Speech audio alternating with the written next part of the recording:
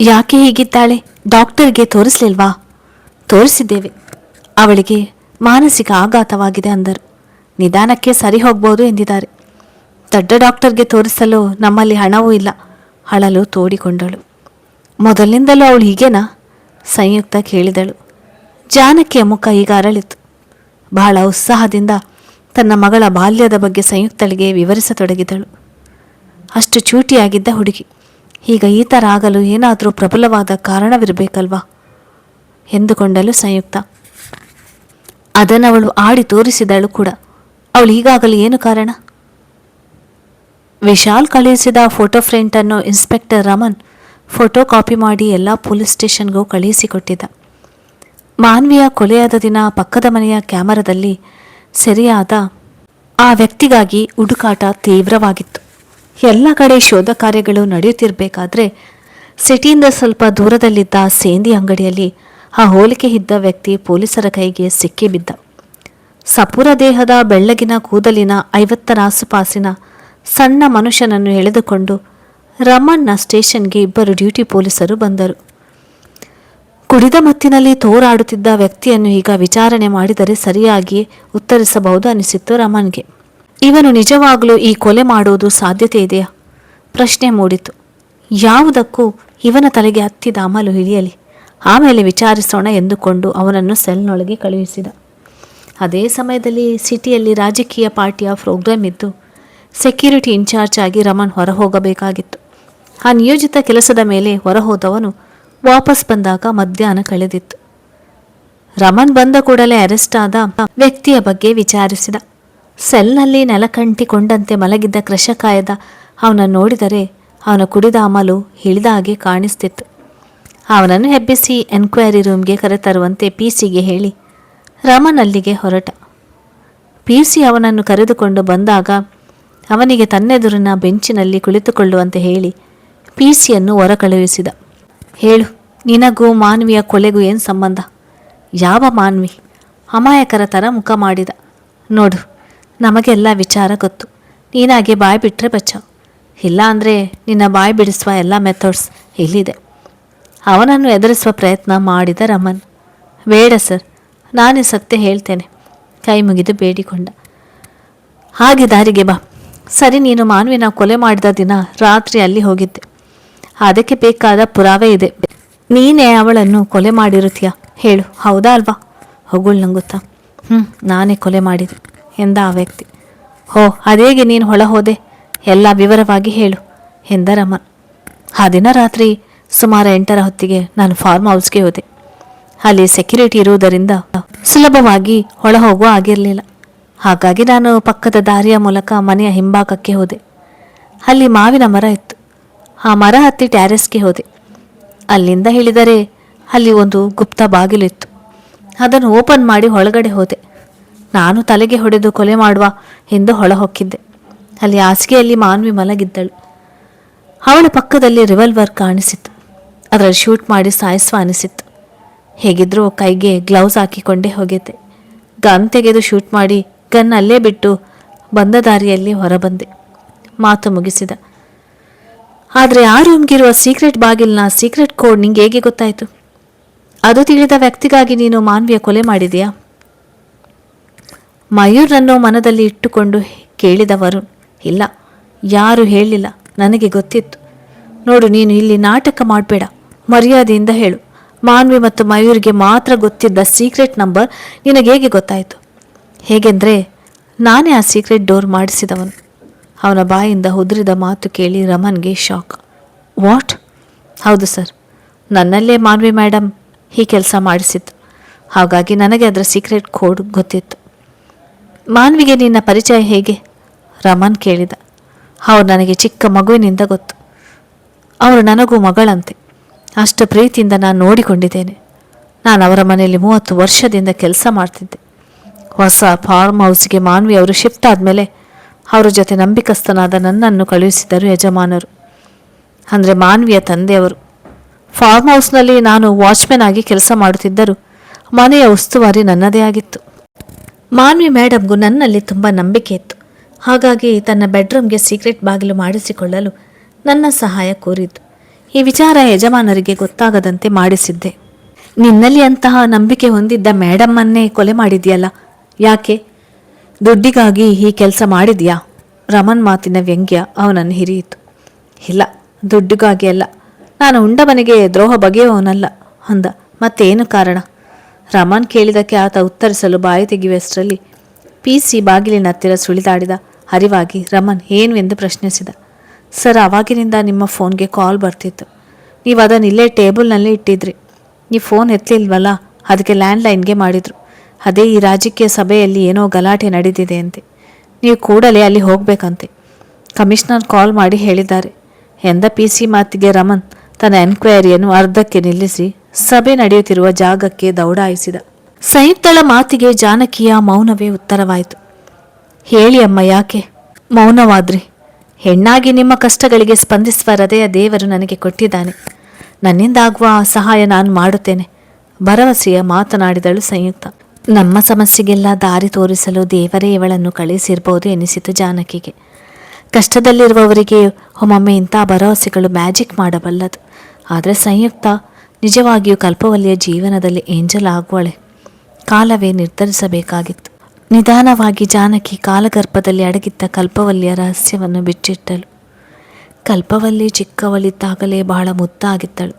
ಬಡತನ ಇದ್ದ ಒಬ್ಬಳೇ ಮಗಳಿಗೆ ಯಾವತ್ತೂ ಕಡಿಮೆ ಮಾಡಿರಲಿಲ್ಲ ಅವರು. ಅಮ್ಮನಿಗಿಂತಲೂ ಅಪ್ಪನ ಮೇಲೆ ಕಲ್ಪವಲ್ಲಿಗೆ ಪ್ರೀತಿ ಜಾಸ್ತಿ. ಮಗಳು ಓದಿ ದೊಡ್ಡ ಕೆಲಸ ಹಿಡಿಯಬೇಕೆಂದು ಹಿರಿದಾಸೆ ತಂದೆ ಪಾಪಣ್ಣದು. ಅದನ್ನೇ ಅವಳ ತಲೆಗೆ ತುಂಬಿಬಿಟ್ಟಿದ್ದ. ಜಾನಕಿಗೆ ಈ ಓದೆಲ್ಲ ನಮಗೆಲ್ಲ ಅನಿಸಿದ್ದು ಇದೆ. ಅದನ್ನು ಬಾಯಿ ಬಿಟ್ಟು ಹೇಳಿಯೂ ಇದ್ದಳು. ಅದಕ್ಕೆ ಪಾಪಣ್ಣ, ಹೋಗೆ ಜಾನಕಿ, ಕೂಲಿಯವರ ಮಕ್ಕಳೇನು ಕೂಲಿಯವರೇ ಆಗಬೇಕೆಂದಿಲ್ಲ. ಎಷ್ಟು ಬಡವರ ಮಕ್ಕಳು ಕಷ್ಟಪಟ್ಟು ಓದಿ IAS ಮಾಡಿಲ್ಲ, ಇಂಜಿನಿಯರ್ ಆಗಿಲ್ಲ. ದೃಢ ಸಂಕಲ್ಪ ಹೊಂದಿದ್ರೆ ಏನನ್ನಾದರೂ ಸಾಧಿಸ್ಬೋದು. ನಾವಂತೂ ಓದಿಲ್ಲ. ನಮ್ಮ ಈ ಕಷ್ಟ ನಮ್ಮೊಂದಿಗೆ ಕೊನೆಯಾಗಲಿ. ನನ್ನ ಮಗಳ ಭವಿಷ್ಯ ಉಜ್ವಲವಾಗಬೇಕು. ಅದಕ್ಕಾಗಿಯೇ ನಾನು ಏನು ಮಾಡಲು ಸಿದ್ಧ. ನನ್ನ ಜೀವವಿರುವವರಿಗೆ ನಾನು ನನ್ನ ಮಗಳ ಓದಿಗಾಗಿ ಶ್ರಮಿಸ್ತೇನೆ ಎಂದಿದ್ದ. ಹಾಗೆ ನಡೆದುಕೊಂಡಿದ್ದ ಕೂಡ. ಅವಳನ್ನು ಒಳ್ಳೆಯ ಸ್ಕೂಲಿಗೆ ಸೇರಿಸಿದ್ದ. ತಾನು ಕೆಲಸ ಮಾಡುವ ಯಜಮಾನರು ಬೋನಸ್ ಕೊಟ್ಟರೆ ಮಗಳಿಗೋಸ್ಕರ ಎತ್ತಿಡುತ್ತಿದ್ದ. ಯಜಮಾನರ ಮಗಳ ಹಳೆಯ ಬಟ್ಟೆಗಳನ್ನು ಮಗಳಿಗೆ ತಂದು ಕೊಡುತ್ತಿದ್ದ. ಬೆಳೆಯುತ್ತಾ ಬೆಳೆಯುತ್ತಾ ಕಲ್ಪವಳ್ಳಿ ಇನ್ನಷ್ಟು ಸುಂದರಿಯಾಗಿದ್ದಳು. ನೋಡುವವರ ಕಣ್ಣು ಕುಕ್ಕುವಂತಿದ್ದ ಅವಳ ಸೌಂದರ್ಯ ಪ್ರಭೆ ಸ್ವಾಭಾವಿಕವಾಗಿ ಎಲ್ಲರ ಗಮನ ಸೆಳೆಯತೊಡಗಿತು. ಆದರೆ ಕಲ್ಪವಲ್ಲಿಗೆ ತನ್ನ ಸೌಂದರ್ಯದ ಹಮ್ಮು ಇರಲಿಲ್ಲ. ತಾನಾಯಿತು ತನ್ನ ಹೋದಾಯಿತು ಎಂಬಂತಿದ್ದಳು. ಓದುವುದರಲ್ಲಿ ಅವಳು ಯಾವಾಗಲೂ ಕ್ಲಾಸಿಗೆ ಫಸ್ಟ್. ಅವಳ ನಯ ವಿನಯ ಸ್ಕೂಲಲ್ಲಿ ಟೀಚರ್ಗಳ ಮನ ಗೆದ್ದಿತ್ತು. ಅವರು ಕೂಡ ಅವಳಿಗೆ ಕೈಲಾದ ಸಹಾಯ ಮಾಡುತ್ತಿದ್ದರು. ಶಾಲಾ ಪುಸ್ತಕಗಳನ್ನು ಫ್ರೀಯಾಗಿ ಕೊಡಿಸುತ್ತಿದ್ದರು. ಡಾಕ್ಟರ್ ಆಗಬೇಕೆಂಬುದು ಅವಳ ಕನಸು. ಅದಕ್ಕೆ ಅವಳ ತಂದೆಯು ನೀರೆರೆಯುತ್ತಿದ್ದ. SLC ಮುಗಿದಾಗ ಜಾನಕಿ ಮಗಳು ಓದಿದ್ದು ಸಾಕು, ಮದುವೆ ಮಾಡೋಣ ಅಂದಿದ್ದಳು. ಅದಕ್ಕೆ ಕಾರಣವೂ ಇತ್ತು. ಅವಳನ್ನು ನೋಡಿ ಪಡ್ಡೆ ಹುಡುಗರು ಕಾಟ ಕೊಡುವುದು ನಡೆಯುತ್ತಿತ್ತು. ಕೆಂಡವನ್ನು ಮಡಿಲಲ್ಲಿ ಕಟ್ಟಿಕೊಂಡು ಓಡಾಡಬೇಡ ಜಾನಕಿ, ಆದಷ್ಟು ಬೇಗ ಮದುವೆ ಮಾಡು ಎಂದು ಅವಳ ಆಪ್ತರು ಸಲಹೆ ನೀಡಲಾರಂಭಿಸಿದರು. ಹಾಗಾಗಿ ಜಾನಕಿಯು ಮಗಳ ಮದುವೆ ಮಾಡಿದರೆ ನೆಮ್ಮದಿಯಾಗಿರ್ಬೋದು ಅಂದುಕೊಂಡದ್ದು ನಿಜ. ಆದರೆ ಪಾಪಣ್ಣನಿಗೆ ಅವಳ ಮಾತು ಪಿತ್ತ ನೆತ್ತಿಗೇರಿತು. ಜಾನಕಿ, ನೀನು ಸುಮ್ಮನೆ ಬಾಯಿಗೆ ಬಂದಾಗೆ ಮಾತಾಡಬೇಡ. ನನ್ನ ಮಗಳು ಅವಳು. ನನಗೆ ಎಷ್ಟೇ ಕಷ್ಟ ಆಗಲಿ ಅವಳನ್ನು ಡಾಕ್ಟರ್ ಮಾಡೇ ಮಾಡ್ತೀನಿ ಎಂದು ಶಪಥ ಮಾಡಿದ್ದ. ಅಪ್ಪನ ಆಸೆ, ಕಲ್ಪವಲ್ಲಿಯ ಕನಸು ಎಲ್ಲವೂ ಒಂದೇ. ಹೀಗಾಗಿ ಜಾನಕಿ ಮತ್ತೆ ಅವಳ ಮದುವೆ ಸುದ್ದಿ ಎತ್ತಿರಲಿಲ್ಲ. ಹೀಗಿರುವಾಗ ಒಂದಿನ ಕಾಲೇಜ್ಗೆ ಫೋಟೋ ಕೊಡುವ ಸಲುವಾಗಿ ಕಲ್ಪವಲ್ಲಿಯ ಫೋಟೋ ತೆಗೆಸೋಕ್ಕೆ ಸಿಟಿಗೆ ಕರೆದೊಯ್ದ ಪಾಪಣ್ಣ. ಅವಳನ್ನು ತಾನು ಕೆಲಸ ಮಾಡುವ ಮನೆಗೂ ಕರೆದುಕೊಂಡು ಹೋದ. ಅಲ್ಲಿ ಕಲ್ಪವಲ್ಲಿಯನ್ನು ನೋಡಿ ಎಲ್ಲರೂ, ಫಿಲ್ಮ್ ಸ್ಟಾರ್ ಥರ ಇದ್ದಾಳೆ ನಿಮ್ಮಗಳು ಎಂದಾಗ ಪಾಪಣ್ಣನಿಗೆ ಹೆಮ್ಮೆಯಾಗಿತ್ತು. ಮನೆಗೆ ಬಂದವನೇ ಜಾನಕಿಗೆ, ಕಲ್ಪವಲ್ಲಿಯ ದೃಷ್ಟಿ ತೆಗೆದು ಬಿಡು, ಭಾರಿ ಕಣ್ಣು ಬಿದ್ದಾವೆ ಅಂದ. ಹೀಗೆ ದಿನಗಳು ಉರುಳುತ್ತಿತ್ತು. ಒಂದು ದಿನ ಪಾಪಣ್ಣ ಕೆಲಸಕ್ಕಿದ್ದ ಮನೆಯಲ್ಲಿ ದೊಡ್ಡ ಪಾರ್ಟಿಗೆ ಏರ್ಪಾಡು ಮಾಡಲಾಗಿತ್ತು. ಶನಿ ಅಂತ ಅದೇ ಸಮಯದಲ್ಲಿ ಅಡುಗೆಯ ಹೆಂಗಸು ಬಿದ್ದು ಕಾಲು ಮುರಿದು ಮಲಗುವಂತೆ ಆಗಬೇಕೆ. ಅಡುಗೆ ಬಗ್ಗೆ ಚಿಂತೆ ಇರಲಿಲ್ಲ. ಎಲ್ಲವನ್ನು ಹೊರಗಡೆಯಿಂದ ಆರ್ಡ್ರ್ ಮಾಡಲಾಗಿತ್ತು. ಆದರೆ ಒಳಗಡೆ ಎಲ್ಲ ಉಸ್ತುವಾರಿ ನೋಡಲು ಜನ ಬೇಕಿತ್ತಲ್ಲ. ಏನು ಮಾಡುವುದೆಂಬ ಚಿಂತೆ ಮೂಡಿತು. ಆ ಮನೆಯಲ್ಲಿ ಪಾರ್ಟಿ ಎಲ್ಲ ಮಾಮೂಲಿ. ಆ ಸಮಯದಲ್ಲಿ ಮನೆಯ ಸ್ವಚ್ಛತೆ, ಡೆಕೋರೇಷನ್ ಎಲ್ಲ ಅಡುಗೆಯವಳೆ ಲೀಲಾಜಾಲವಾಗಿ ನಿಭಾಯಿಸ್ತಿದ್ದಳು. ಆದರೆ ಈ ಸಲ ಅವಳಿಗೆ ಹಾಸಿಗೆ ಹಿಡಿದದ್ದು ಎಲ್ಲರಿಗೂ ತಲೆನೋವು ತಂದಿತ್ತು. ಇನ್ಸ್ಪೆಕ್ಟರ್ ರಮಣ್ ಮತ್ತೆ ಸ್ಟೇಷನ್ಗೆ ಬರುವಾಗ ಕತ್ತಲ ಆವರಿಸಿತ್ತು. ರಾಜಕೀಯದವರ ಸಭೆ ಅಂದರೆ ರಮಣ್ಗೆ ಅಲರ್ಜಿ. ಯಾಕೆಂದರೆ ತಮ್ಮ ಅಮೂಲ್ಯ ಸಮಯವನ್ನು ಹೀಗೆ ವ್ಯರ್ಥ ಮಾಡಬೇಕಲ್ಲ ಅನಿಸಿದ್ದು ಇದೆ. ಇಂದು ಹಾಗೇ ಆಯಿತು. ಮುಖ್ಯ ಕೆಲಸವಿದ್ದರೂ ಬಿಟ್ಟು ಹೋಗಿದ್ದಾಯಿತು. ಅಲ್ಲಿಂದ ಮತ್ತೆ ಬರಲು ಅವಕಾಶ ಸಿಕ್ಕಿರಲಿಲ್ಲ. ರಮಣ್ ಪಿಸಿಗೆ ಮಾನ್ವಿ ಕೇಸ್ಗೆ ಸಂಬಂಧದಲ್ಲಿ ಅರೆಸ್ಟ್ ಆದ ವ್ಯಕ್ತಿ ಏನು ಮಾಡ್ತಿದ್ದಾನೆ ಎಂದು ವಿಚಾರಿಸಿದ. ಈಗ ತುಂಬ ಸುಧಾರಿಸಿಕೊಂಡಿದ್ದಾನೆ, ಊಟನೂ ಮಾಡಿದ ಎಂದು ಪಿಸಿಯ ಉತ್ತರ ಕೇಳಿದ ಮೇಲೆ, ಸರಿ ಹಾಗಾದರೆ ಎನ್ಕ್ವೈರಿ ಮುಗಿಸ್ಬೋದು, ಮಲಗಿಲ್ವಾದರೆ ಕರೆದುಕೊಂಡು ಬಾ ಎಂದ ರಮಣ್. ಸೆಲ್ನಲ್ಲಿ ಕುಳಿತು ಪಿಳಿಪಿಳಿ ಕಣ್ಣು ಬಿಡುತ್ತಿದ್ದ ಕೃಷಕಾಯದ ಆರೋಪಿಯನ್ನು ಕರೆತಂದ ಪಿಸಿ ಅವನನ್ನು ಎನ್ಕ್ವೈರಿ ರೂಮಿನಲ್ಲಿ ಕೊಳ್ಳೆರೆಸಿ ರಮಣ್ಗೆ ಬಂದ ವಿಚಾರ ತಿಳಿಸಿದ. ಸಿಗರೆಟ್ ಸೇದುವುದರಲ್ಲಿ ತಲ್ಲೀನನಾಗಿದ್ದ ರಮಣ್ ಸಿಗರೆಟ್ ಸೇದಿ ಮುಗಿದ ಮೇಲೆ ಎನ್ಕ್ವೈರಿ ಮಾಡಲು ಮೇಲೆದ್ದಿದ್ದು. ಹೇಳು, ಹಣದ ಆಸೆಗೆ ಕೊಲೆ ಮಾಡಿಲ್ಲ ಅಂದೆ, ಹಾಗಾದರೆ ಬೇರೆ ಏನು ಕಾರಣ? ರಮಣ್ನ ಪ್ರಶ್ನೆ ನೇರವಾಗಿತ್ತು.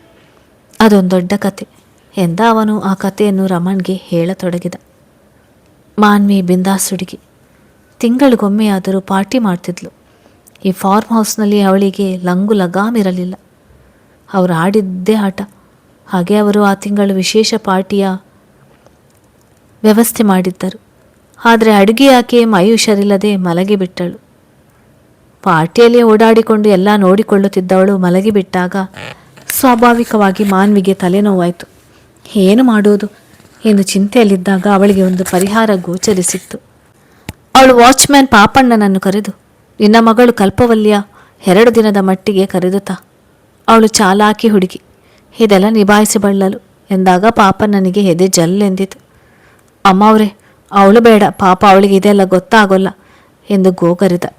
ನಾನು ಅವಳನ್ನು ಅವತ್ತು ನೋಡಿದ್ನಲ್ಲ, ಅವಳು ತುಂಬ ಸ್ಮಾರ್ಟ್ ಹುಡುಗಿ, ಅವಳು ನಮ್ಮ ಪಾರ್ಟಿನ ಎಂಜಾಯ್ ಮಾಡ್ತಾಳೆ, ಹೋಗಿ ಇವತ್ತೇ ಕರೆದುಕೊಂಡು ಬಾ ಎಂದು ಹಠ ಹಿಡಿದಳು ಮಾನ್ವಿ. ಯಾವುದು ಆಗಬಾರದೆಂದುಕೊಂಡಿದ್ದರೂ ಅದೇ ಆಯಿತು. ಈ ಪಾಪಿಗಳ ಲೋಕದಿಂದ ಅವಳನ್ನು ಇಷ್ಟು ದಿನ ಹೊರಗಿಟ್ಟಿದ್ದ. ಆದರೆ ಈಗ ಮಾನ್ವಿಯ ಹಠದ ಮುಂದೆ ಸೋಲಲೇಬೇಕಾಯಿತು. ಮನಸ್ಸಿನಿಂದ ಅವಳನ್ನು ಊರಿನಿಂದ ಕರೆದುಕೊಂಡು ಬಂದ. ಕಲ್ಪವಲ್ಲಿಯನ್ನು ಮಾನ್ವಿ ಬಹಳ ಪ್ರೀತಿಯಿಂದಲೇ ಸ್ವಾಗತಿಸಿದಳು. ಅವಳಿಗೆ ಕೆಲಸದ ಬಗ್ಗೆ ತಿಳಿವಳಿಕೆ ನೀಡಿದಳು. ಜೊತೆಗೆ ಅವಳಿಗೆ ಒಳ್ಳೆಯ ಬಟ್ಟೆಗಳನ್ನು ತಂದುಕೊಟ್ಟಳು. ಪಾರ್ಟಿಯ ದಿನ ಹಾಕಲು ಅವಳಿಗೆ ಕೆಂಪು ಬಣ್ಣದ ಗೌನ್ ಕೊಟ್ಟು ಹಾಕುವಂತೆ ಹೇಳಿದಳು. ಮೊದಲೇ ಸೌಂದರ್ಯದ ಕನಿ ಕಲ್ಪವಳ್ಳಿ. ಬೆಲೆಬಾಳುವ ಆ ಬಟ್ಟೆಯಲ್ಲಿ ಅಪ್ಸರೆ ಥರ ಕಾಣಿಸ್ತಿದ್ದಳು. ಪಾಪಣ್ಣನಿಗೆ ಯಾಕೋ ತಳಮಳ. ಪಾರ್ಟಿಗೆ ಒಬ್ಬೊಬ್ಬರಾಗಿ ಬರತೊಡಗಿದರು. ಗಂಡು ಹೆಣ್ಣು ಭೇದವಿಲ್ಲದೆ ಹೆಗ್ಗಿಲ್ಲದೆ ಎಲ್ಲ ಕುಣಿಯತೊಡಗಿದರು. ಅಪ್ಸರೆಯಂತೆ ಅವರ ನಡುವೆ ಓಡಾಡುತ್ತಿದ್ದ ಕಲ್ಪವಲ್ಲಿಯನ್ನು ಕೆಲವು ಯುವಕರು ನುಂಗುವಂತೆ ನೋಡುತ್ತಿದ್ದರು. ಇದರ ಪರಿವಿಲ್ಲದೆ ಪಾಪಣ್ಣ ಗೇಟಿನ ಹತ್ತಿರ ಕುಳಿತು ಬರುವ ಅತಿಥಿಗಳಿಗೆ ಗೇಟ್ ತೆಗೆಯುವುದು ಹಾಕುವುದರಲ್ಲಿ ಬ್ಯುಸಿಯಾಗಿದ್ದ.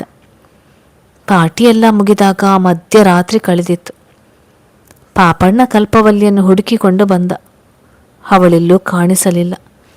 ಮಾನ್ವಿಯಂತೂ ಫುಲ್ ಟೈಟ್ ಆಗಿ ಹೋಲಾಡುತ್ತಲೇ ಸೋಫಾದ ಮೇಲೆ ಬಿದ್ದುಕೊಂಡದ್ದು ಕಾಣಿಸಿತು. ಕಲ್ಪವಲ್ಲಿ ಎಲ್ಲಿ ಹೋದಳು ಎಂದುಕೊಂಡು ಅಡುಗೆ ಕೋಣೆ, ಬಾತ್ರೂಮ್ ಎಲ್ಲ ಹುಡುಕಾಡಿದ್ರೂ ಪತ್ತೆ ಇಲ್ಲ. ಮತ್ತು ಮಾನ್ವಿಯ ರೂಮಿನೊಳಗೆ ಹೋದ. ಅಲ್ಲಿ ಬೆಡ್ ಮೇಲೆ ವಿವಸ್ತ್ರಳಾಗಿ ಜ್ಞಾನವಿಲ್ಲದೆ ಮಲಗಿದ್ದ ಕಲ್ಪವಲ್ಲಿಯನ್ನು ಕಂಡು ಪಾಪಣ್ಣನಿಗೆ ಜೀವ ಬಾಯಿಗೆ ಬಂದಿತ್ತು. ರೋಧಿಸುತ್ತಲೇ ಅಲ್ಲೇ ಇದ್ದ ಬೆಡ್ಶೀಟನ್ನು ಅವಳಿಗೆ ಒದಿಸಿದ. ಅವನ ಕಿರುಚಾಟಕ್ಕೆ ಮಲಗಿದ್ದ ಅಡುಗೆ ಆಕೆಯು ಅಲ್ಲಿಗೆ ಬಂದಾಗ ಅವಳಿಗೆ ಪರಿಸ್ಥಿತಿಯ ಅರಿವಾಗಿತ್ತು. ಯಾರೋ ಬೇವರ್ಸಿ ನಿನ್ನ ಮಗಳನ್ನು ಕೆಡಿಸಿದಾನೆ ಪಾಪಣ್ಣ. ಯಾಕೆ ಇಲ್ಲಿಗೆ ಕರೆದುಕೊಂಡು ಬಂದೆ?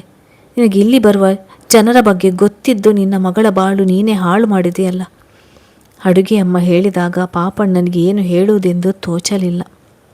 ಬೆಳಿಗ್ಗೆ ಎದ್ದ ಮಾನ್ವಿಯ ಬಳಿ ಪಾಪಣ್ಣ ತನ್ನ ಮಗಳಿಗಾದ ಅನ್ಯಾಯದ ಬಗ್ಗೆ ಹೇಳಿ ಗೋಳಾಡಿದ.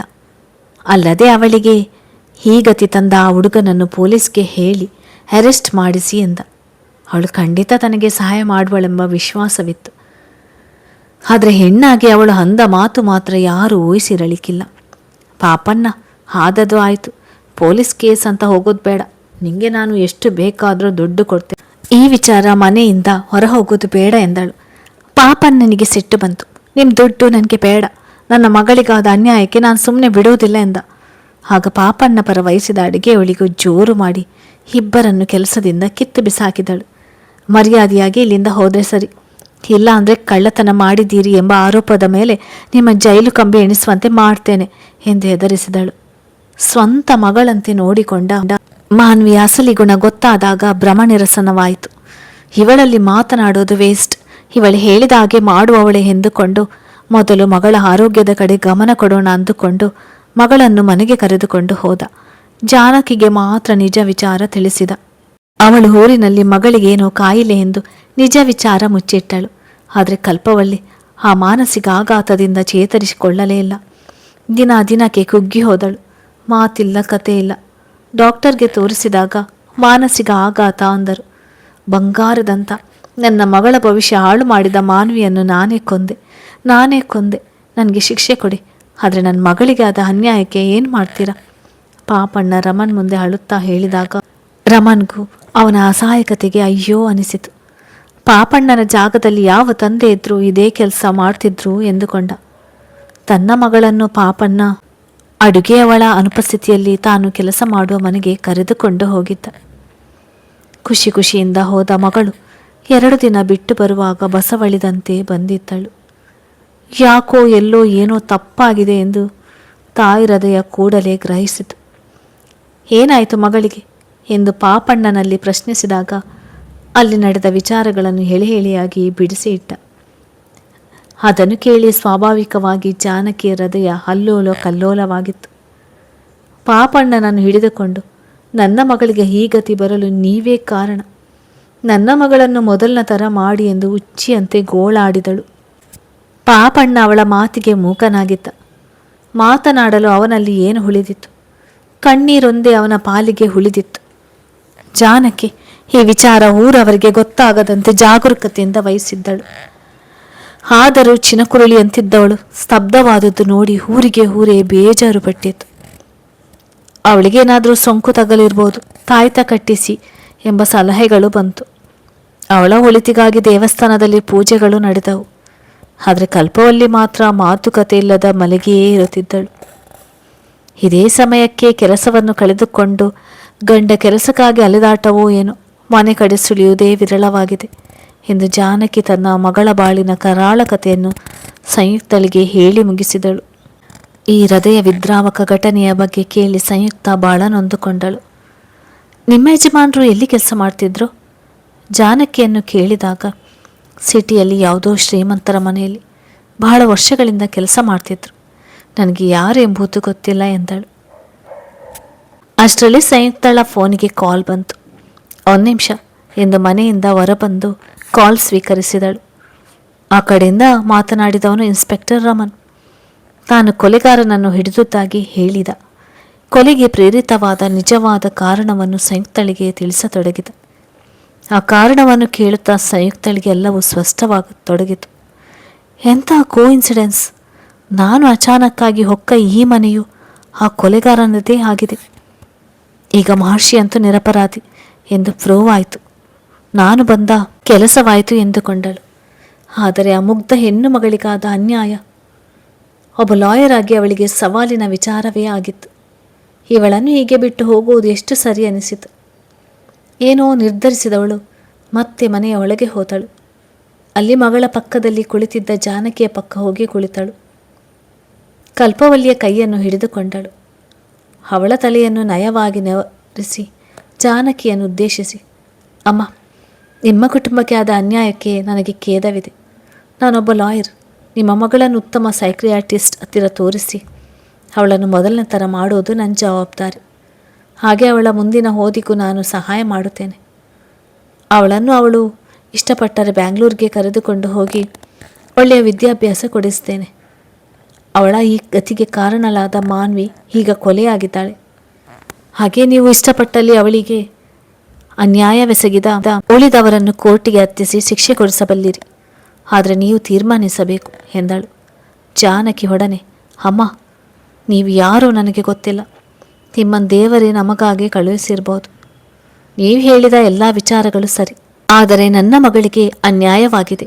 ಅದಕ್ಕೆ ಮುಖ್ಯ ಕಾರಣ ಹೆಂಗಸು ಮಾನ್ವಿ. ಅವಳೀಗ ಸತ್ತಿದ್ದಾಳೆ ಎಂದು ಹೇಳಿದ್ದು ಕೇಳಿ ನನಗೆ ಬಹಳ ಸಮಾಧಾನವಾಯಿತು. ಆದರೆ ಅದನ್ನು ಕೋರ್ಟ್ ಅಂತ ಎಳೆದು ತಂದು ಮತ್ತೆ ನನ್ನ ಮಗಳಿಗೆ ಮುಜುಗರವಾಗುವ ಪ್ರಸಂಗ ತಾಯಿಯಾಗಿ ನನಗೆ ಸಹಿಸಲು ಸಾಧ್ಯವಿಲ್ಲ. ಅವಳು ಮೊದಲು ಸರಿ ಹೋಗಲಿ, ಆಮೇಲೆ ಅವಳೇ ಈ ವಿಚಾರದಲ್ಲಿ ಏನು ಮಾಡಬೇಕೆಂದು ನಿರ್ಧರಿಸಲಿ ಎಂದಳು. ಸಂಯುಕ್ತಳಿಗೂ ಸರಿ ಅನಿಸಿತು. ಹಿಂದೆ ಅವಳಿಗೆ ಡಾಕ್ಟರ್ ಹತ್ರ ಕರೆದೊಯ್ಯುವಂತೆ ತಿಳಿಸಿ ಅದಕ್ಕೆ ಬೇಕಾದ ಎಲ್ಲ ವ್ಯವಸ್ಥೆಗೆ ಜನ ಕಳುಹಿಸಿಕೊಡುತ್ತೇನೆ ಎಂದು ಹೇಳಿ ಸಂಯುಕ್ತ ಅಲ್ಲಿಂದ ಹೊರಟಳು. ಜಾನಕಿ ಕೃತಜ್ಞತಾ ಭಾವದಿಂದ ಕೈ ಮುಗಿದು ಸಂಯುಕ್ತಳನ್ನು ಬೀಳ್ಕೊಟ್ಟಳು. ಅಂದು ಸಂಯುಕ್ತ ತುಂಬ ರಿಲ್ಯಾಕ್ಸ್ ಮೂಡ್ನಲ್ಲಿದ್ದಳು. ಕೊನೆಗೂ ಮಹರ್ಷಿ ನಿರಪರಾಧಿ ಎಂದು ಘೋಷಿಸಲಾಯಿತು. ಒಟ್ಟಾರೆಯಾಗಿ ಮಹರ್ಷಿಯನ್ನು ಕೊಲೆ ಮಾಡುವ ಉದ್ದೇಶದಿಂದ ಮಾನ್ವಿ ರಾಹುಲ್ನಿಂದ ಡ್ರಗ್ ಖರೀದಿ ಮಾಡಿದ್ದು ಪ್ರೂವ್ ಆಗಿತ್ತು. ಮಹರ್ಷಿಗಾಗಿ ಇಟ್ಟಿದ್ದ ವೆನಮ್ ಡ್ರಗ್ ಮಿಕ್ಸ್ ಮಾಡಿದ್ದ ಮದ್ಯ ಕುಡಿದು ತಾನೇ ಮೃತಪಟ್ಟ ಮಾನ್ವಿಯ ಕೊಲೆಗೆ ಯಾರೂ ಕಾರಣರಲ್ಲ. ಆದರೆ ಅವಳನ್ನು ಕೊಲೆ ಮಾಡುವ ಉದ್ದೇಶದಿಂದ ಶೂಟ್ ಮಾಡಿದ ವಾಚ್ಮ್ಯಾನ್ ಪಾಪಣ್ಣನು ಅಪರಾಧಿಯಾಗಿರುತ್ತಾನೆ. ಆದರೆ ಅವನ ಆ ಪ್ರಯತ್ನದ ಹಿಂದೆ ಮಗಳಿಗಾದ ಅನ್ಯಾಯವು ಕಾರಣವಾಗಿರುವ ವಿಚಾರ ಲಾಯರ್ ಸಂಯುಕ್ತರ ವಾದವನ್ನು ಆಲಿಸಿದ ಮೇಲೆ ದೃಢಪಟ್ಟಿದ್ದು. ಹಾಗಾಗಿ ಮಾನವೀಯತೆಯ ನೆಲೆಯಲ್ಲಿ ಪಾಪಣ್ಣನಿಗೆ 6 ತಿಂಗಳ ಕಾರಾಗೃಹ ಶಿಕ್ಷೆಯನ್ನು ಅಥವಾ 10,000 ದಂಡ ಕಟ್ಟುವಂತೆ ಕೋರ್ಟ್ ತೀರ್ಮಾನ ಕೊಟ್ಟಿತ್ತು. ಹಾಗೆ ಕಲ್ಪವಲ್ಲಿ ರೇಪ್ ಕೇಸ್ನ ತನಿಖೆಗೆ ಒಂದು ಸಮಿತಿ ಮಾಡಿ ರಹಸ್ಯವಾಗಿ ಕಾರ್ಯಾಚರಣೆ ಮಾಡಿ ಅತ್ಯಾಚಾರಿಗೆ ಶಿಕ್ಷೆ ಕೊಡಿಸುವಂತೆ ಸರ್ಕಾರಕ್ಕೆ ಆದೇಶ ಕೊಟ್ಟ ಕೋರ್ಟ್ನ ತೀರ್ಮಾನ ಎಲ್ಲರಿಗೂ ಸಂತಸ ತಂದಿತ್ತು. ತನ್ನ ಪರವಾಗಿ ವಾದಿಸಿದ ಸಂಯುಕ್ತಳ ಬಗ್ಗೆ ಪಾಪಣ್ಣನಿಗೂ ಖುಷಿಯಾಗಿತ್ತು. ಜಾನಕಿಯ ಮೂಲಕ ಸಂಯುಕ್ತ ತನ್ನ ಮಗಳ ಜವಾಬ್ದಾರಿ ಹೊತ್ತ ವಿಚಾರ ಕೇಳಿ ಅವನು ಸಂಯುಕ್ತಳಿಗೆ ಕೈ ಮುಗಿದು ನಿಮ್ಮ ಋಣ ಹೇಗೆ ತೀರಿಸಲಿ ಎಂದು ಕೋರ್ಟ್ ಆವರಣದಲ್ಲಿ ಕೇಳಿದಾಗ ಸಂಯುಕ್ತ ಸುಮ್ಮನೆ ನಗು ಚೆಲ್ಲಿದಳು. ಮಹರ್ಷಿ ಜೈಲಿನಿಂದ ಬಿಡುಗಡೆಯಾಗುತ್ತಿರುವ ವಿಚಾರ ಅವನ ಅಭಿಮಾನಿಗಳಲ್ಲಿ ವಿದ್ಯುತ್ ಸಂಚಾರ ಉಂಟು ಮಾಡಿತ್ತು. ಅವನ ಸ್ವಾಗತಕ್ಕಾಗಿ ಅವನ ಬಂಗಲೆಯ ಮುಂದೆ ಜನ ಜಮಾಯಿಸಿದ್ದರು. ಹಾಗಾಗಿ ಅವನನ್ನು ಪೊಲೀಸ್ ಬಂದೋಬಸ್ತ್ನಲ್ಲಿ ತಂದು ಅವನ ಮನೆಗೆ ಬಿಟ್ಟಿದ್ದರು. ಮಹರ್ಷಿಗೆ ಅಂತೂ ಎಲ್ಲ ಸರಿ ಹೋಯ್ತಲ್ಲ ಎಂಬ ಸಮಾಧಾನ. ಟಿವಿ ಚಾನೆಲ್ನವರು ಪ್ರೆಸ್ನವರು ಅವನ ಭೇಟಿಗಾಗಿ ಹಾತೊರೆಯುತ್ತಿದ್ದರು. ಆದರೆ ಮಹರ್ಷಿಗೆ ಯಾವುದೂ ಬೇಕಾಗಿರಲಿಲ್ಲ. ಜೈಲಿನಿಂದ ಹೊರಬಂದು 2 ದಿನವಾದರೂ ಸಂಯುಕ್ತಳ ಪತ್ತೆ ಇರಲಿಲ್ಲ. ತನ್ನನ್ನು ಜೈಲಿನಿಂದ ಹೊರತರಲು ಅವಳು ಮಾಡಿದ ಉಪಕಾರಕ್ಕೆ ಅವಳಿಗೆ ಧನ್ಯವಾದ ಹೇಳೋಣವೆಂದರೆ ಅವಳು ನಾಪತ್ತೆಯಾಗಿದ್ದಾಳಲ್ಲ, ತನ್ನನ್ನು ಭೇಟಿ ಮಾಡದೆ ಹೋಗಿದ್ದಾಳಲ್ಲ ಎಂದು ಅವಳ ಬಗ್ಗೆ ಕೋಪ ಬಂತು ಮಹರ್ಷಿಗೆ. ಆದರೆ ನನ್ನ ಕೋಪಕ್ಕೆ ಏನು ಅರ್ಥವಿದೆ ಅನಿಸಿತು. ಅವಳು ನನ್ನ ಮೇಲೆ ಅನುಕಂಪದಿಂದ ಬಂದವಳು. ಆದರೆ ನನಗೆ ಅವಳ ಬಗ್ಗೆ ಇರುವುದು ಏನು? ಯಾರಿಗೂ ಹೇಳಿಕೊಳ್ಳಲಾಗದ ಸ್ಥಿತಿ ನನ್ನದು. ಅಂದು ಜೈಲಿನಲ್ಲಿ ನನ್ನನ್ನು ನೋಡಲು ಬಂದ ಸಂಯುಕ್ತಳನ್ನು ಕಂಡಾಗ ಕಣ್ಣು ತೇವವಾಗಿತ್ತು. ಎಂಥ ಧೀಮಂತ ವ್ಯಕ್ತಿತ್ವ ಅವಳದು. ಹೇಳುವುದನ್ನೇ ಮಾಡುವ ಅವಳನ್ನು ಇಷ್ಟಪಡದಿರಲಾದಿತ್ತೆ. ಆದರೆ ಸಂಯುಕ್ತಳಿಗೆ ನನ್ನ ಬಗ್ಗೆ ಯಾವ ಭಾವನೆ ಇಲ್ಲ, ಅದಕ್ಕೆ ನನ್ನನ್ನು ನೋಡಲು ಬರಲಿಲ್ಲ ಎಂದು ಬೇಸರದಿಂದಲೇ ಇದ್ದ. ಸಂಯುಕ್ತಳಿಗೆ ಕೆಲವು ಕೆಲಸಗಳಿತ್ತು. ಪಾಪಣ್ಣನಿಗೆ 10,000 ದಂಡವನ್ನು ಕಟ್ಟಿ ಕೋರ್ಟ್ನಿಂದ ಬಿಡುಗಡೆ ಮಾಡಿಸಿದ್ದಳು. ತದನಂತರ ಕಲ್ಪವಲ್ಲಿಯನ್ನು ನೋಡಿದ ಸೈಕ್ರಾಟಿಸ್ಟ್ ಅವಳನ್ನು ಸ್ವಲ್ಪ ದಿನ ರಿಹ್ಯಾಬಿಲೇಷನ್ ಸೆಂಟರ್ನಲ್ಲಿ ಬಿಡುವಂತೆ ಸಲಹೆ ನೀಡಿದರು. ಅವರೇ ಹೇಳಿದ ರಿಹ್ಯಾಬಿಲೇಷನ್ ಸೆಂಟರ್ ಪ್ರಕೃತಿ ಮಾತಾಗೆ ಕರೆದುಕೊಂಡು ಹೋಗಿ ಬಿಟ್ಟಿದ್ದಳು. ಅದು ಇದ್ದದ್ದು ಹೈದರಾಬಾದ್ ಸಿಟಿಯಿಂದ ಬಹಳ ದೂರ.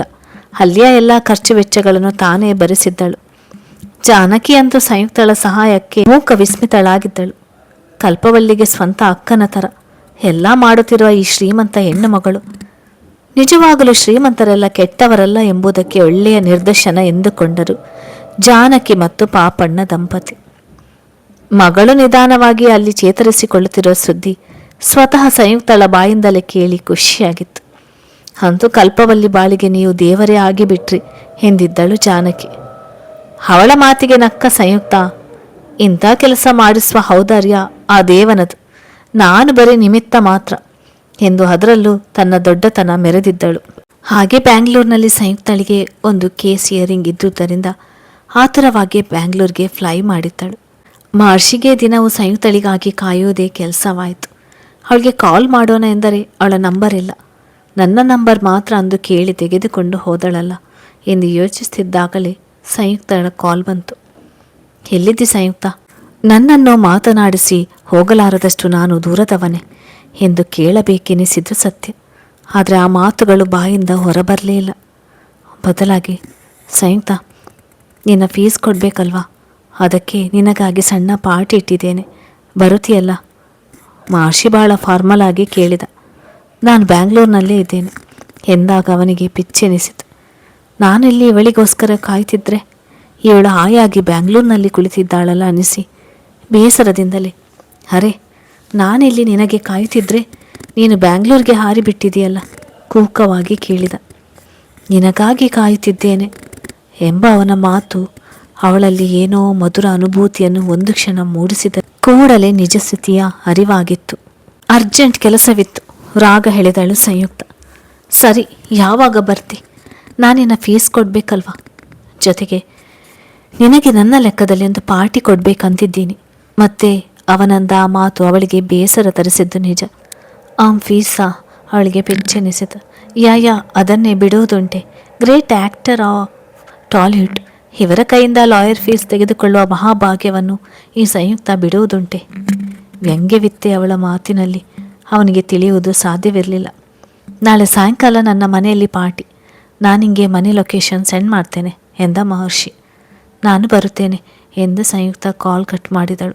ಸಂಯುಕ್ತ ತನ್ನ ಮನೆಗೆ ಬರಲು ಅಂತೂ ಒಪ್ಪಿಕೊಂಡಳಲ್ಲ ಎಂಬುದೇ ಮಹರ್ಷಿಗೆ ಸಂತಸದ ವಿಚಾರವಾಗಿದ್ದರೆ, ಸಂಯುಕ್ತಳಿಗೂ ಅವನಲ್ಲಿ ಬಹಳ ಮುಖ್ಯವಾದ ವಿಚಾರದ ಬಗ್ಗೆ ಹೇಳೋದಿತ್ತು. ಅದು ಬೇರೆ ಯಾರ ವಿಚಾರವೂ ಅಲ್ಲ, ವರ್ಣಳ ವಿಚಾರ. ಅವಳಿಗಾಗಿ ತನ್ನನ್ನು ತಿರಸ್ಕರಿಸಿದ ಈ ಪುಣ್ಯಾತ್ಮ ಅವಳನ್ನು ಏನು ಮಾಡಿದ? ಬಾಲ್ಯದಲ್ಲಿ ತನಗೂ ಅವಳಿಗೂ ಮದುವೆಯಾಗಿತ್ತು ಎಂದಿದ್ದು ನಿಜಾನ ಸುಳ್ಳ? ನನ್ನನ್ನು ದೂರ ಮಾಡುವ ಒಂದೇ ಉದ್ದೇಶದಿಂದ ಈ ಕೆಲಸ ಮಾಡಿದರೆ ಖಂಡಿತ ನಿನ್ನನ್ನು ನಾನು ಕ್ಷಮಿಸಲಾರೆ ಮಹರ್ಷಿ. ನಿನಗೆ ನಾನು ಯಾವತ್ತೂ ಬಹಳ ಉನ್ನತವಾದ ಸ್ಥಾನವನ್ನು ಕೊಟ್ಟಿದ್ದೇನೆ.